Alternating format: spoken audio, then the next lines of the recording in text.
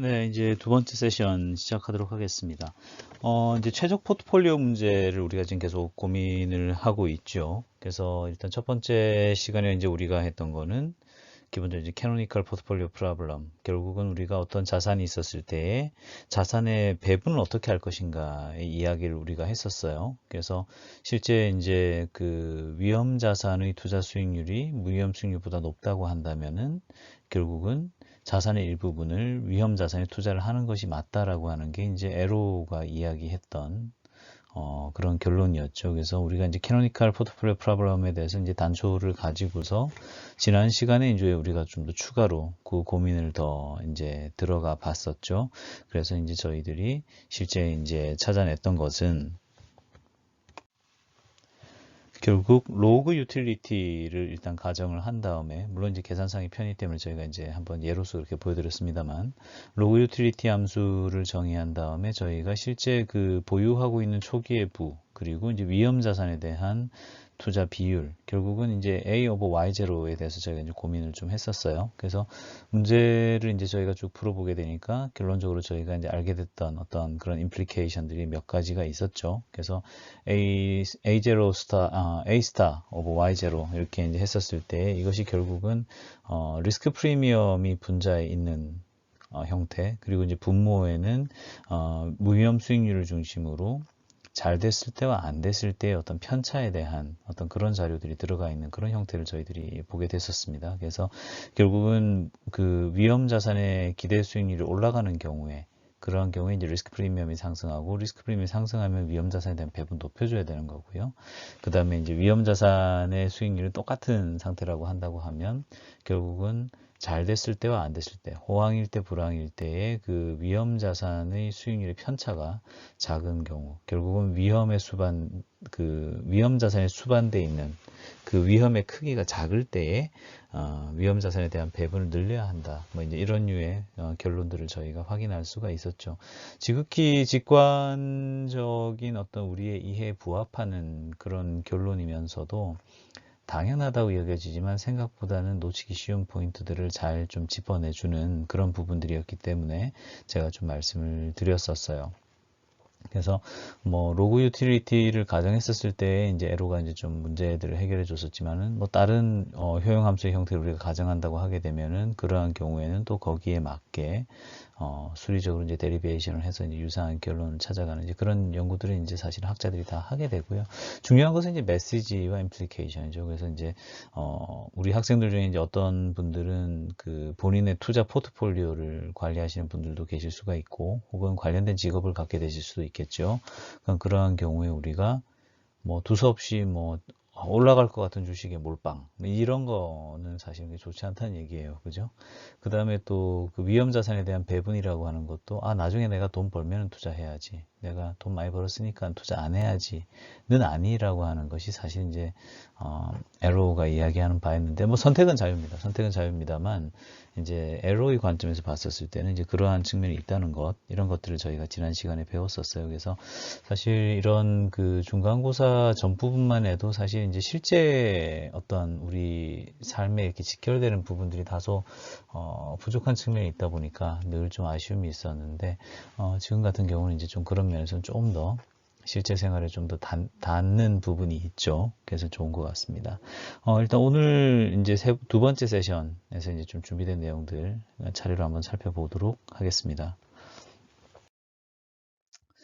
다소 좀 서론이 길었습니다만, 이제 지금 부의 수준과 그에 대해서 연결되어 있는 포트폴리오의 문제를 지금 저희가 고민을 하고 있어요. 그래서 이번 세션에도 이제 해당 문제에 대해서 좀 더 고민을 할 거고요. 그 다음에 이제 실제 리스크 어버전의 수준에 따라서 이 사람이 얼마만큼의 저축량을 가지고 가는 게 맞는가라고 하는 그런 고민을 해보게 돼요. 그것이 이제 우리가 이번 시간에 두 번째로 고민할 부분이죠. 그래서 생각해 보면은 그래요. 예를 들어서 굉장한 겁쟁이 투자자가 있다고 생각을 해봅시다. 겁쟁이 투자자가 있는데 이 사람 관점에서는 미래가 두려워요. 미래가 두려우면은 내가 소비할 재원이 줄어들겠죠. 소비할 재원이 줄어들게 되니까 그거에 상응해 가지고 내가 저금을 많이 해야 되나? 뭐 이제 이런 식으로 생각을 하는 게 타당하지 않을까. 뭐 이제 이런 류의 생각을 해본단 말이죠.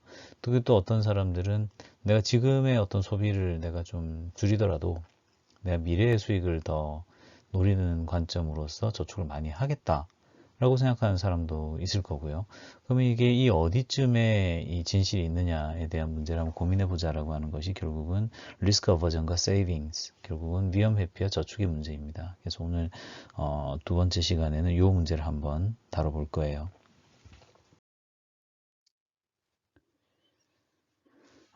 한계 효용이 감소한다는 건 우리가 체감적으로 알고 있어요. 그죠? 사실 여러분들 유튜브 많이 보세요. 저는 사실 우리 집엔 TV가 없어요.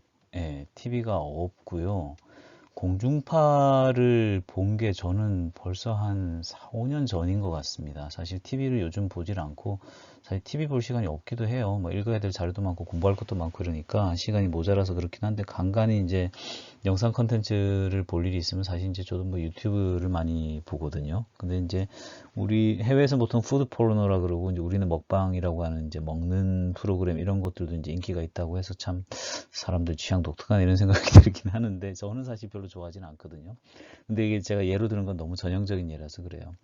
그러니까 한계효용이 감소하는 전형적인 예가 사실은 식사예요, 식사. 그러니까 처음에 이제 뭐 한두 개, 배고플 때 한두 숟가락은 아주 맛있게 들어가는데, 이게 한 그릇, 두 그릇, 세 그릇, 네 그릇 막 가기 시작하면 그때부터 이제 점점 고통에 가까워지는 거거든요. 근데 이제 우리 파이낸스에서 이제 인셀리언트한 걸 이제 가정을 하니까 사실은 먹으면 먹을수록 계속 행복한데다 계속 먹을 수 있는 뭐 약간 이런 이상한 월드예요. 우리 파이낸스 월드가. 근데 어쨌건 중요한 거는 만족이 체감한다는 건데, 이게 이제 실제 만족의 체감이라는 것도 캐파가 있다는 거지. 무슨 말이냐 그러면 예를 들어서 먹는 선수가 있어요. 막 이게 잘 먹는 사람이 있어서, 이 사람은 뭐 평소에 밥 한 번 먹는다 그러면은 뭐 한 5공기는 먹어야 만족이 되는 사람이 있는가 하면, 한 명은 소식가라서 밥 한 그릇을 다 못 먹는 거죠. 그래서 이 사람은 좀 캐파가 작아.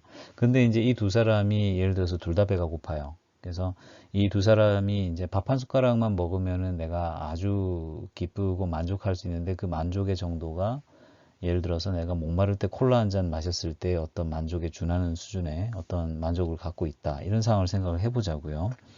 그럼 둘 다 지금 같은 한계 효용을 갖고는 있는 거예요. 밥 한 숟가락에 대해서 만족도는 똑같이 지금 콜라 한 모금하고 같다고 칩시다. 근데 문제는 이 한계 효용의 감소 속도예요.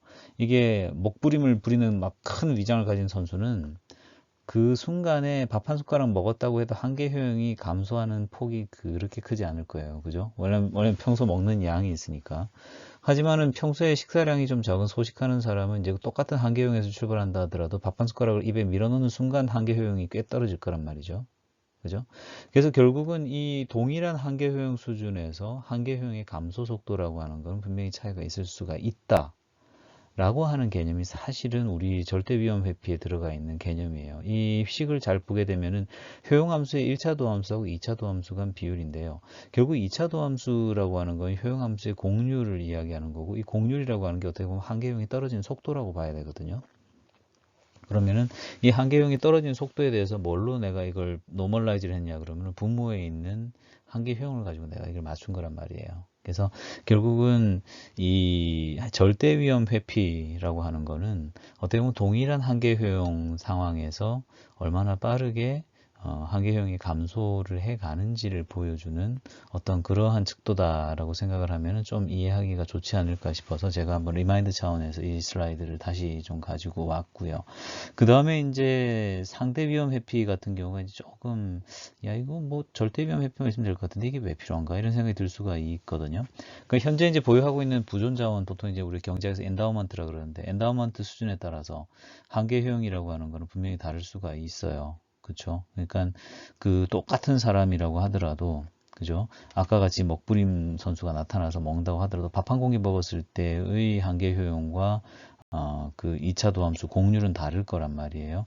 밥 두 그릇 먹었을 때 세 그릇 다 다를 거란 말입니다. 일정할 수도 있고 다를 수도 있고 그렇게 설계가 되어 있는데, 거기에 더해서 이제 상대 위험 회피라고 하는 개념은 이 사람의 현재 수준이라고 해당하는 텀, 결국은 여기서는 W로 표시가 되어 있습니다만은 절대 위험 회피에다가 W를 곱해준 녀석이 되게 됩니다. 결국은 현재의 부의 수준과 그 수준에서 기록되어 있는 절대 위험 회피를 같이 보여주는 그런 텀이죠.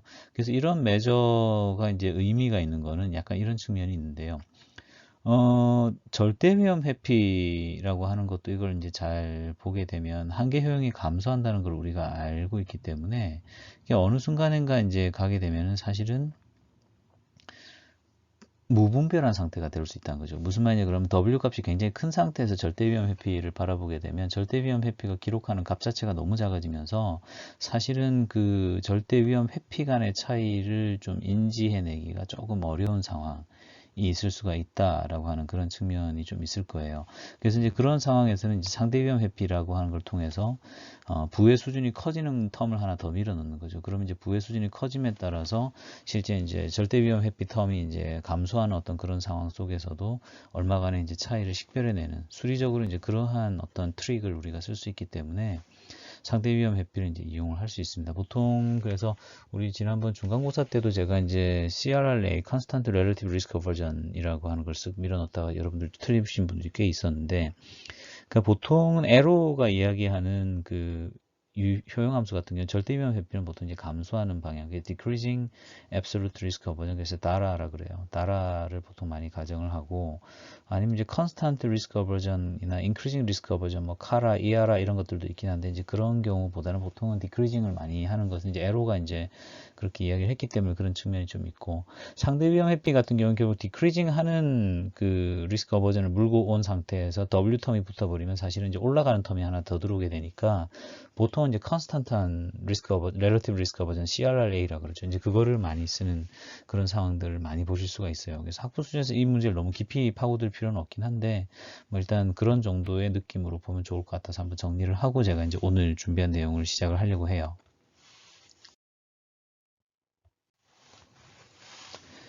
그래서 이제 저희가 지난 시간에 분산 투자, 특히 이제 위험 자산에 대한 그 투자를 통해서 이제 포트폴리오를 보유함에 따른 어떤 효용의 극대화를 우리가 노릴 수 있다. 이런 이야기를 배웠죠. 그래서 이제 이번 시간에는 이제 그럼 분산 투자를 해야 된다는 건 아는데 내가 얼마만큼 해야 되는 것도 내가 대충 알겠는데 위험 회피의 정도, 리스크 애티튜드에 따라 가지고 차이는 없니? 라고 하는 걸 이제 물어보는 거죠. 에로의 논문에서 이제 역시 이 이슈가 다뤄졌었던 상황인데 두 가지 정리가 사실은 있어요. 기본적으로는 사실 이제 내용 같아요. 그러니까 절대 위험 회피나 상대 위험 회피나 위험 회피가 높은 경우에는 이 사람의 적절 위험자산 배분인 우리가 보통 앞에서 A로 이제 많이 공부를 했었잖아요. 위험자산에 대한 배분이 좀 작아진다는 얘기예요. 문자 그대로 리스크 어버전이 높으면 위험자산에 대해서도 좀 내가 보수적인 태도를 취한다라고 하는 거예요. 그래서 이번 시간에는 제가 이제 너무 트리키한 내용이 될 수 있을 것 같아서 정리 2번에 대해서만 좀 간단하게 이야기를 하고 이번 시간에 이제 좀 다뤄보려고 해요. 어쨌건 똑같은 효용함수, 로그 효용함수를 갖고 있다고 쳐요. 지난 시간처럼. 그렇다고 하더라도 누군가는 좀 용감한 사람이 있고 누군가는 좀 겁쟁이인 사람도 있고 리스크 어버전 다를 거 아니에요. 그러면 그런 상황에서 이제 어떤 차이가 있느냐라는 걸 보자는 거죠. 예, 근데 투자자 A와 B가 있어요. 그럼 절대 위험 회피가 absolute A, absolute risk aversion A, absolute risk aversion B 이렇게 했었을 때 이제 A 쪽이 리스크 어버전이 크다고 하게 되면은 리스크 어버전의 기본 그 데피니션에 따라서 사실은 두 번째 줄에 있는 그 도함수 비율의 식이 그대로 성립을 하게 되겠죠.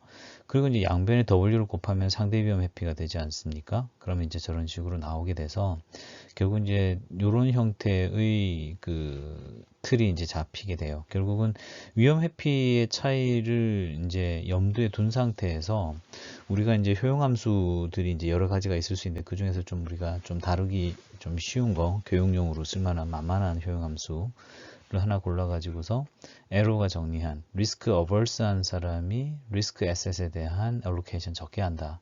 라고 하는 아주 상식에 부합한 내용이 어떤 식으로 워킹하는지 우리가 한번 좀 보는 게 이번 시간에 제가 목표라는 바예요. 저희가 이제 배웠던 효용함수 중에서 몇 효용 함수라고 우리가 한글로 보통 이야기하고 영어로 할 땐 파워 유틸리티 펑션이라고 합니다. 이것도 제가 이제 시험에서 한번 써먹었었죠.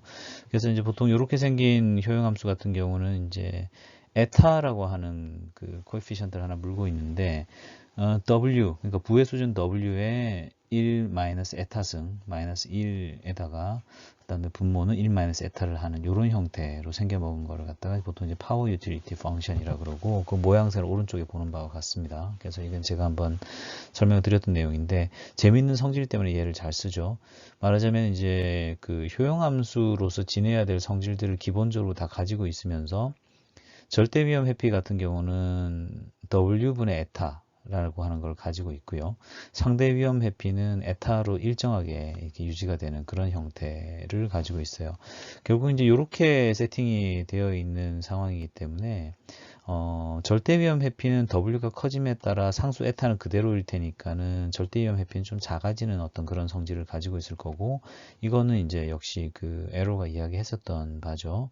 그 다음에 이제 상대 위험 회피 같은 경우는 일정하게 유지가 되기 때문에 Constant Relative Aversion, 리스크 아버전, CRLA로서의 어떤 한 예가 되겠습니다. 그래서 얘를 가지고서 이제 저희가 문제를 한번 좀 풀어볼 수가 있는 그런 상황인데요. 한번 그러면 준비된 내용을 하나씩 한번 보면서 내용들 한번 짚어볼게요. 일단 이게 이제 저희가 지난 시간에 썼던 상황을 한번 다시 가지고 왔는데, 지난번에 이제 로그 유틸리티를 썼던 거를 이제 요번엔 파워 유틸리티를 쓸 거예요.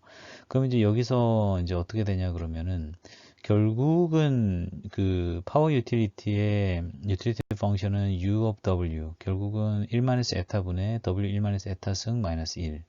얘의 1차 도함수는 W의 마이너스 에타승으로 나온단 말이죠.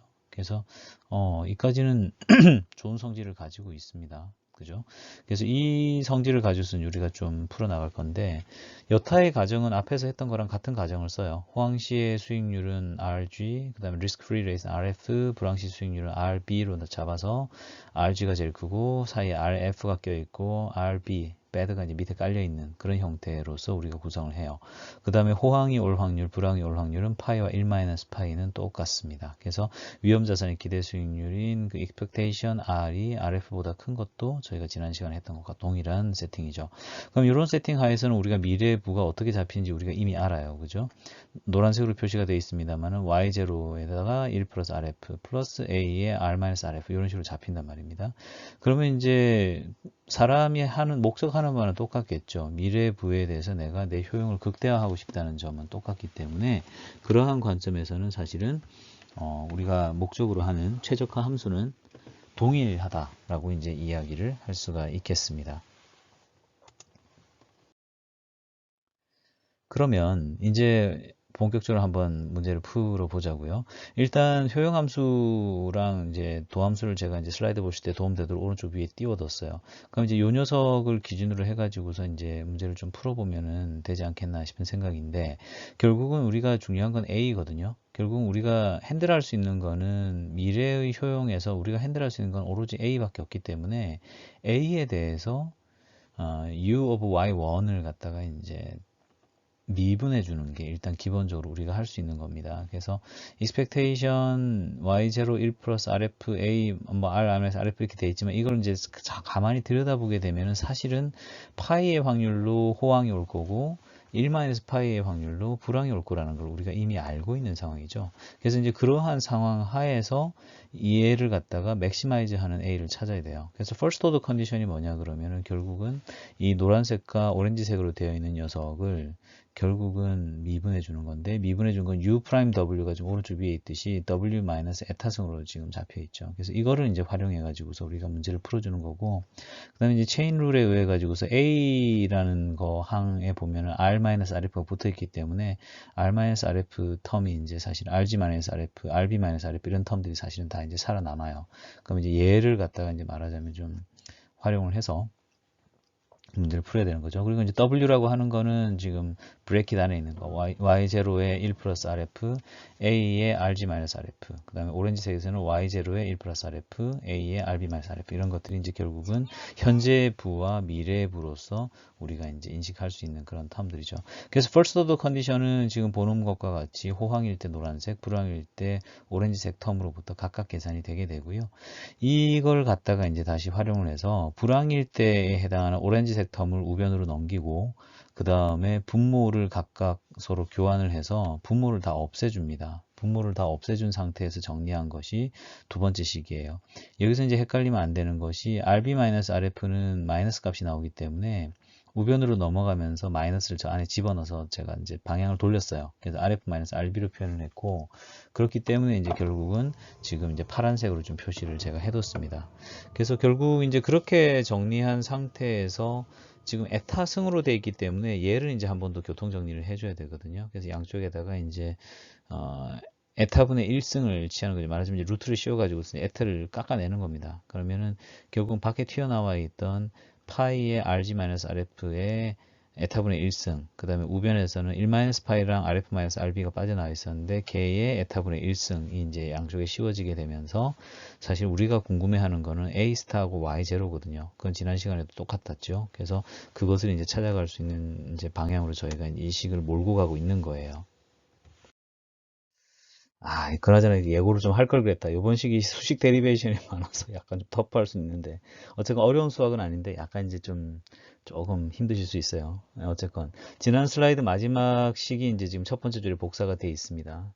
그래서 지금 이제 우리가 first order 컨디션을 충족하는 무언가의 A라는 의미에서 이제 A 스타라고 이제 제가 표시를 해뒀죠. 그리고 이제 우리가 이렇게 푸는 거는 목적 있게 푸는 거예요. 지금 막 푸는 게 아니고 내가 궁금한 거는 사실은 A 스타거든요. 그 다음에 이제 굳이 뭐 추가로 더 텀을 구한다 그러면 Y0예요. 그래서 이 식을 다시 이제 리어레인지 합니다. 그래서 좌변 같은 경우는 이제 두 번째 줄의 두 번째 식의 이제 첫 번째에 해당하는데, 결국 이제 흰색으로 되어 있는 파이 RG-RF 에타분의 1승으로 되어 있는 거를 갖다가 이제 좌우 첫 번째 Y0 텀이랑 A 스타 텀에다 곱해줘요. 그 다음에 이제 우변에 있는 경우에도 1-파이 RF-RB의 에타분의 1승 되어 있는 게 이제 역시 흰색으로 표시해뒀는데, 얘를 갖다 이제 노란색에 해당하는 Y0 1 플러스 RF, 그 다음에 A 스타의 RG-RF 이쪽 각각의 텀에다가 곱해서 이제 뿌려주는 거죠. 그러면 이제 이렇게 만들어 놓고 보면은 이제 서로 비슷하게 생긴 애들이 이제 좀 남게 돼요. 그래서 결과적으로 우리가 하고자 하는 거는 A 스타 텀하고 Y0 텀 분리를 하는 거였거든요. 그래서 서로 이제 좌우를 갖다 사실은 좀 뒤바꿔 줍니다. 그래서 지금 세 번째 식 같은 경우는 이제 이렇게 가는 과정에서 결국은 그 Y0의 1 플러스 RF를 갖다가 이제 세 번째 라인에 있는 그 첫 번째 줄에다가 이제 다 넣는 거죠. 그래서 파이의 RG-RF 에타분의 1승 빼기 이제 오른쪽에 있는 거 1-파이 RF-RB 에타분의 1승 이걸 이제 붙여놓고, 또 오른쪽에는 이제 반대로 이제 A 스타의 RG-RF가 있으니까 걔를 중심으로 1-파이 RF-RB 에타분의 1승에다가 마이너스 파이의 RG-RF의 에타분의 1승에다가 그 다음에 이제 오렌지색으로 표시되어 있는 RB-RF를 갖다 붙여주는 이런 식의 이제 그걸 하는 거예요. 그러니까 이게 제가 이렇게 읽고 있노라니 약간 정신이 혼미해지는 느낌이 드는데 그건 기분 탓일 것 같고, 기본적으로는 레고 블록이에요. 그러니까 이게 지금 곱셈 나눗셈이기 때문에 빼서 옮기고 한 거예요. 제가 이게 태그로 사실은 다 친 거긴 한데, 이게 그냥 사실은 첫 번째 줄만 제가 태그로 치고 두 번째 줄 이하부터는 거의 컨트롤 C 컨트롤 V로 제가 쭉 하고 색깔만 매긴 거예요. 여러분들 보시기 좋게. 그래서 기본적으로 이제 이런 식으로 계산을 해가지고서 간 결론이 뭐냐 그러면 그게 이제 다음 슬라이드에 있는 녀석인 건데, 우리가 결국은 위험 회피를 이제 하기 위해서 결국 일종의 Constant Relative Risk Aversion이라고 하는 에타라고 하는 텀을 지금 가지고 있는 거잖아요. 그래서 지금 이 에타라고 하는 위험 회피 코에피션트를 갖고 있는 상태에서 우리가 초기의 부인 Y0와 Y0 수준에 해당하는 위험 자산 비중, 결국 A 스타, 결국 현 자산 대비 위험 자산에 대한 투자 비중이라고 하는 것을 위험 회피와 한번 연결을 지어 본 거예요. 그래서 최종적으로 나온 거가 이제 첫 번째 소결론으로 나와 있는 저 식이 되는 겁니다. 다만 이제 조금 제가 슬라이드 바꾸면서 바꾼 건 이제 부호를 갖다 제가 좀 뒤집어 엎었죠.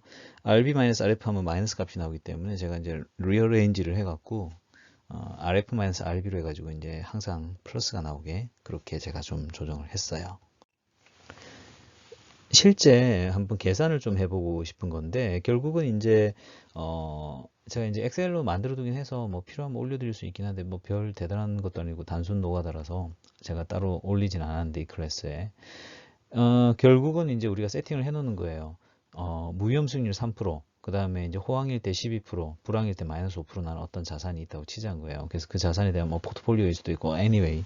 근데 이제 문제는 그 relative risk aversion, 결국은 상대 위험 회피를 우리가 에타라고 정의를 한 지금 파워 유틸리티 펑션 하에서 지금 뭔가를 하고 있는데, relative risk aversion이 0.5, 1.0, 1.5 이러면서 점점 제가 한번 키워봤어요. 그리고 호황과 불황일 때의 확률은 각각 반으로 묶어뒀고 당연히 그 자산의 기대 수익률도 3.5로 같겠죠. 그죠? 그래서 모든 텀을 다 묶어놓고 에타만 제가 쭉 한번 늘려보게 되면 어떤 결론으로 가냐 그러면 에타가 커짐에 따라 y0분의 a 스타가 점점 작아지는 걸 볼 수 있어요. 첫 번째 거 같은 경우는 에타가 0.5일 때는 위험 자산에 대한 투자 비중을 거의 253%, 2.53을 불러요. 그러니까 재산이 1억 있는 사람이 2억 5,300을 갖다가 위험 자산에 몰빵을 하라는 거예요. 무슨 말씀인지 아시겠습니까? 그래서 relative risk aversion이라고 하는 어떤 그 우리가 딱 손에 와닿진 않지만 어떤 위험에 대한 어떤 회피 정도라고 하는 것이 점점 커지면 커질수록 똑같은 금융 환경 하에서 똑같은 자산 보유를 하고 있다고 하더라도 위험 자산에 대한 투자 비중은 처음에는 250%이던 것이 점점 줄어드는 모습을 볼 수가 있죠. 그죠?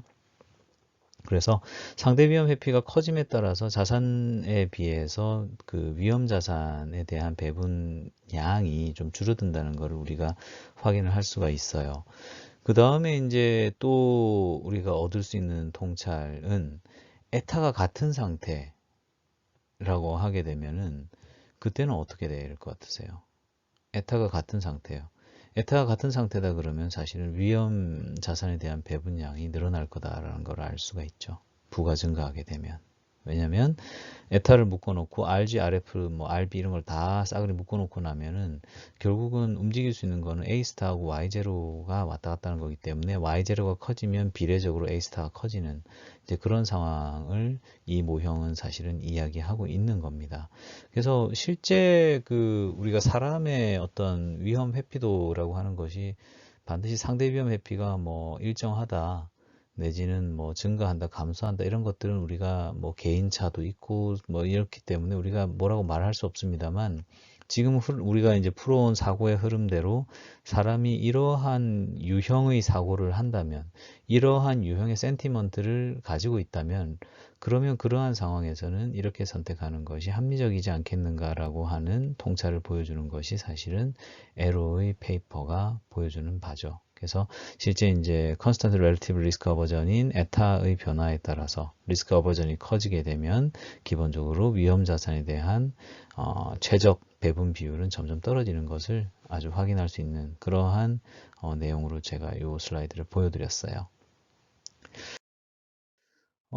이제 오늘의 이제 내용으로서 이제 마지막 내용이 되겠습니다. 이번에는 이제 투자에 있어서 불확실성의 문제를 한번 다뤄볼게요. 안전자산하고 위험자산이 존재할 때 사람들이 일정 부분의 자산을 빼서 위험자산에 투자해야 된다는 거 이제 알아요. 이제 우리가 확실히 알게 됐는데, 그리고 이제 그 위험자산에 대한 투자를 할 뿐만 아니라 위험 회피도에 따라서도 사실은 그 투자 비중이라는 것이 늘거나 줄거나 할 수 있다는 것도 우리가 알아요.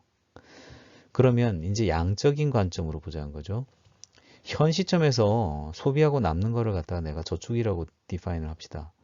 저축을 한 그 금액을 은행에 가만두지 않고 아마도 포트폴리오 형태로 보유를 할 거니까 정확히는 투자가 되겠죠. 근데 어쨌건 우리가 이걸 갖다가 이제 소비와 저축으로 표현을 해요. 그럼 보통 매크로에서도 이런 거 많이 쓰잖아요. 컨섬션하고 그다음에 세이빙스 이런 식으로 써서 뭐 프라이빗 세이빙스 뭐 이런 거 막 계산하고 그러잖아요. 그래서 이제 결국 이제 그런 관점에서 볼 때에 예를 들어서 현재 시점 T0란 게 있고 그 다음에 원 타임 피리어드 뒤인 T1이 존재한다고 칩시다.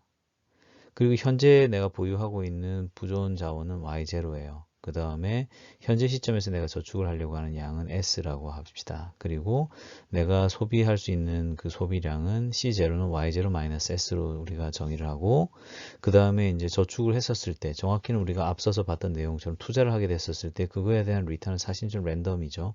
그래서 R은 캡 R은 1 플러스 R 이렇게 이제 저희가 보통 조수익률이라고 그러잖아요. 그래서 이제 이렇게 표현을 했고, 물결 표시가 있는 거는 랜덤이라는 얘기예요. 그리고 이제 C1이라고 하는 거는 결국은 앞에서 쓰고 남은 그 저축량인 S가 결국은 1기 T1 시점에 왔었을 때 캡 R만큼 늘어났을 거 아니에요? 그럼 이제 그거가 말하자면 미래 시점에 소비 재원이 된다. 결국은 T0 시점에서 Y0의 부를 가지고 출발한 다음에 T0 시점에서도 좀 쓰고, 그 다음에 남은 거는 투자해서 나머지는 그 결과를 T1 시점에 다 소모한다. 약간 이런 과정이 들어가 있는 겁니다. 그럼 이제 이런 과정 하에서 현재와 미래로부터 얻을 수 있는 총 효용이 얼마가 될 거냐. 폰 노이만 모건스탄 기대 효용의 관점에서 봤을 때 이런 식으로 이제 저희가 늘어놓고서 이제 그 효용을 갖다 계산을 해볼 수가 있겠죠. 그래서 T0 시점에서 유틸리티, T1 시점의 유틸리티를 이제 두 개를 나란히 놓고 우리가 이제 계산을 해서 들어가는 겁니다. T0 시점에서는 사실은 우리가 저축량도 내가 결정을 할 수가 있을 것이고, 현 시점의 부도 내가 알아요. 그렇기 때문에 저 부분은 내가 고민한다기보다 불확실성의 요소가 없고, 문제는 T1 시점에서의 이제 소비인데, T1 시점의 소비라고 하는 거는 현재 시점에 내가 결정하는 세이빙, 그리고 그 저축량 에다가 적용되는 수익률에 따라서 내 미래의 소비량이 정해지는, 지금 이제 그러한 어떤 셋업 하에서 우리가 이제 문제를 풀어간다, 이렇게 보면 될 것 같아요. 그리고 이제 여기서 이제 좀 재밌는 거는 미래에 대한 할인율을 좀 뒀죠. 여기서 이제 베타라고 하는 거는 미래를 위해서 현재 소비를 줄이는 일종의 참을성 같은 거를 반영했다라고 보면 될 것 같습니다. 그래서 뭐 시간에 대한 디스카운트니까 타임 디스카운트로 표현할 수도 있을 거고, 혹은 뭐 지금 쓰지 않고 미래를 위해서 내가 소비를 참다, 이런 관점에서 참을성이라고 볼 수도 있을 거고, 뭐 어릴 때 이제 듣던 마시멜로 얘기 같은 거 생각하면 되겠네요. 어릴 때 이제 있던 마시멜로 얘기가 뭐 허구라고 한 얘기도 내가 좀 본 것 같긴 한데, 하여간 그런 세팅 하에서는 베타가 크면 클수록 베타가 작으면 작을수록 어떻게 보면 미래에 대한 세이빙이 커지고 그거만큼 크게 성공하고 뭐 이런 스토리였잖아요. 우리 경제학자들은 이제 그런 거 안 하고 이제 이런 식으로 수식으로 아주 드라이하게 뼈를 때려가면서 이제 우리가 이야기를 하는 거를 좋아합니다. 오케이. 그러면은 이제 현재의 부에서 얼마만큼 내가 저축을 해야 내 효용이 극대화될까라고 하는 문제를 풀어보자는 거죠. 결국 우리가 지금 총 효용의 양은 알고 있는 상태에서 목적 함수는 S에 대해서 미분을 해서 일단 1차 조건을 얻어야 되는 게 지금 우리의 고민이죠. 그죠? 그렇죠? 그러면 이제 first order condition이 이제 두 번째 줄에 있어요. 일단 utility function의 형태에 대해서 이제 우리가 지금 얘기하는 건 아니고요. 일단은 논의만 한번 쭉 풀어가 보는 겁니다. optimize 된 savings에 대해서 우리가 S star라고 표현을 할 때에 결국은 효용함수 U의 도함수인 U 프라임의 Y0 S star, 그리고 이제 S에 대해서 마이너스 1이 곱해지는 형태니까 마이너스가 앞으로 튀어나오는 그런 형태로서 이제 첫 번째 텀에 대한 어떤 미분은 되었다고 볼 수 있고, 그 다음에 이제 두 번째죠. 두 번째 같은 경우는 이제 베타는 이제 상수니까 디스카운트는 상수로서 이제 처리해서 베타 그대로 나오고, expectation U 프라임의 S 스타 R. 근데 이제 실제 원래 미분하기 전 함수가 이제 S 옆에 R이 달려 있었기 때문에 R이 밖으로 튀어나오는 그런 형태로서 이제 구성이 됐어요. 그러면은 이제 이러한 세팅 하에서 expectation 안에 이제 들어가 있는 저 녀석들을 우리가 이제 G of R이라고 우리가 표현을 해보게 되면 1차 조건은 지금 보는 것처럼 마이너스 U 프라임의 Y0 마이너스 S 스타 플러스 베타의 2의 G of R 이런 식으로 이제 잡힐 거고, 얘가 이제 빵이 되는 포인트, 얘가 빵이 되는 S 스타가 사실은 최적의 어떤 그 저축량이다 라고 이야기를 할 수 있을 거예요. 근데 이제 우리가 저번에도 한번 배웠지만 리스크 어버전 할 때 아마 이거 배웠을 텐데, 젠센스 이니퀄리티라는 게 있잖아요. 그래서 이게 이제 G of R이 어떤 모양으로 생겼냐 따라 가지고서 이 expectation G of R의 값이 커질 수도 있고 작아질 수도 있어요. 만약에 G of R이 만약에 좀 그 오목한 형태, 컨케이브한 형태, 그러니까 보통 우리 리스크 효용함수 같이 그렇게 이제 생겨 먹었다 그러면은 편차가 커지게 되면 평균값이 좀 쑥 줄어들게 되죠. 우리가 요거 이제 서턴티 이퀴벌런트한테 이런 거 배웠잖아요. 그죠? 그게 반대로 이제 볼록한 형태가 되게 되면 이제 실제 미래 수익의 편차가 크면은 사실은 이 미래에 대한 투자로부터 얻는 효용의 크기가 커진다는 얘기죠. 이해되셨습니까? 전세의 부동산 정리가 있기 때문에 결국은 미래에 대한 효용 텀, 제가 이제 색깔도 매겨놨지만은 이 텀이라고 한 게 제가 이제 G of R로 G of R로 표시되어 있는데 이 G of R에 대한 이 유틸리티의 크기가 결국은 효용함수의 형태에 따라 가지고서 효용함수의 형태가 오목하다고 하면 G of R의 그 형태가 오목하다고 하면 이 미래에 얻어지는 그 리스크 에셋의 편차가 크면 감소할 수도 있고 늘어날 수도 있다는 얘기를 지금 하는 거예요. 결국은 최적의 저축량이라고 하는 것이 결국은 미래의 그 수익률이 어떤 패턴으로 분포하느냐가 첫 번째고, 두 번째는 내가 가지고 있는 효용함수가 어떤 모습이냐에 따라서 결정된다라고 하는 것이 제가 이제 요번에 말씀드린 내용이죠. 그래서 앞에서 봤듯이 G of R의 형태에 따라 가지고서 지금 이제 미래의 효용에 대해서 지금 평가가 달라지게 생겼기 때문에 얘가 어떻게 생겼는지 한번 들여다보고 싶어요. G of R이 U 프라임의 S 스타의 R에 R 곱한 거예요. 근데 지금 이제 얘가 뭐에 대한 함수냐 그러면은 지금 이제 S 스타는 우리가 알고 있다고 생각을 하고 최적의 S 스타를 우리가 알고 있다고 생각해 보면 변수로 할 수 있는 거는 결국 미래 수익률에 해당하는 R이라고 할 수 있거든요. 그럼 결국 이제 R에 대한 함수로서 우리가 얘를 보게 되면 U 프라임의 S 스타 R이라고 하는 R 텀이 하나 U 프라임 안에 들어가 있고, 그다음 밖에 이제 R이 하나 빠져나와 있죠. 그래서 요거를 갖다가 각각 미분을 해주면 결국은 지금 보는 형태처럼 되는 거죠. G 프라임 R은 U 더블 프라임의 S 스타 R, S 스타 R. 왜냐면은 R 앞에 S 스타 텀이 있었으니까 밖으로 하나 튀어나왔어요. 그 다음에 이제 뒤에 거를 미분하게 되면 R은 그대로 사라지게 되니까 U 프라임 S 스타 R은 그대로 있는 형태. 이렇게 잡히게 되는 거예요. 그리고 이제 U 더블 프라임 같은 경우는 우리가 이제 부호상 마이너스라는 것까지는 알아요. 그죠? U 프라임은 우리가 플러스라는 거 알고 있고. 오케이. 그러면 G 더블 프라임이 문제예요. 왜냐면 G of R이라고 하는 게 볼록인지 오목인지 내가 지금 모르고 있단 말이에요. 그러면 이제 G 더블 프라임을 구해보려고 하면 U 더블 프라임으로 되어 있는 저 녀석을 한 번 더 미분을 해줘야 되니까 U 트리플 프라임의 S 스타 R, 그 다음에 S 스타 텀이 밖으로 한 번 더 튀어나올 거니까 S 스타의 스퀘어, 그 다음에 R 이렇게 갈 거예요. 그 다음에 이제 지금 마지막에 남아있던 R에 대해서 한 번 더 미분해 줘야 되니까 U 더블 프라임의 S 스타 R의 S 이렇게 나올 거고, 그 다음에 또 마지막에 U 프라임의 S 스타 R이 하나 더 남아있었죠. 노란색으로 되어 있었던 거. 이거 한 번 더 미분해 주게 되니까 U 더블 프라임의 S 스타의 R의 S 이런 식으로 이제 튀어나오게 된다는 겁니다. 그러면 이 똑같은 게 이제 두 개가 튀어나왔으니까 U 트리플 프라임의 S 스타 R의 S 스타 스퀘어의 R에다가 2의 U 더블 프라임의 S 스타 R의 S 이런 식으로 이제 가게 되는 그런 형태로서 이제 G 더블 프라임이라고 한 게 잡히는구나. 그럼 이놈의 값이 양이냐 음이냐에 따라 가지고서 미래의 효용이 결국은 그 R에 따라서 말하자면 미래 수익의 형태에 따라서 증가할 수도 있고 감소할 수도 있고 이렇겠구나라고 하는 정도의 감을 잡을 수가 있는 거죠. 그래서 최종적으로는 이제 G of R의 어떤 볼록성, 오목성 같은 것은 효용함수의 3차 도함수 부호를 알아야 이제 정확하게 확정될 수 있는 그런 상황이기 때문에 이런 것들 이제 좀 생각을 해봐야 되는 거죠. 앞서서 봤던 것처럼 예를 들어서 Constant Relative Risk Aversion 같은 게 있고, 뭐 예를 들어서 이런 식이었다 그러면 이제 그 함수 폼을 우리가 알고 있잖아요. 그걸 이용해서 사실 U 트리플 프라임 같은 것도 구할 수 있고 그걸로부터 이제 우리가 또 값도 얻을 수 있고 이럴 건데 우리가 이제 거기까지는 가지 않고 이제 오늘 내용 마칠 거예요. 어쨌건 그 효용함수를 3번 미분한 효용함수의 3차 도함수를 사실은 신중함에 대한 텀으로서 계속 파이낸스에서는 정의를 하고 프루던스라고 하는 말로서 저희가 이제 이야기를 하곤 합니다. 그래서 이제 킴볼이라는 학자가 이야기한 것입니다만은 사람들의 속성에 대해서 이제 이 양반은 이렇게 얘기를 했어요. 사람들은 미래 불확실성에 대응해서 투자를 늘려서 미래 소비재를 마련하려고 할 수도 있겠지만은 미래에 대한 불확실성 때문에 투자 포트폴리오의 수익 편차가 커질 수도 있잖아요. 그렇기 때문에 사실은 투자를 줄여야 될 수도 있어요. 그죠? 두 가지 상충된 내용이 사실은 이제 서로 컨플릭트를 일으키는 겁니다.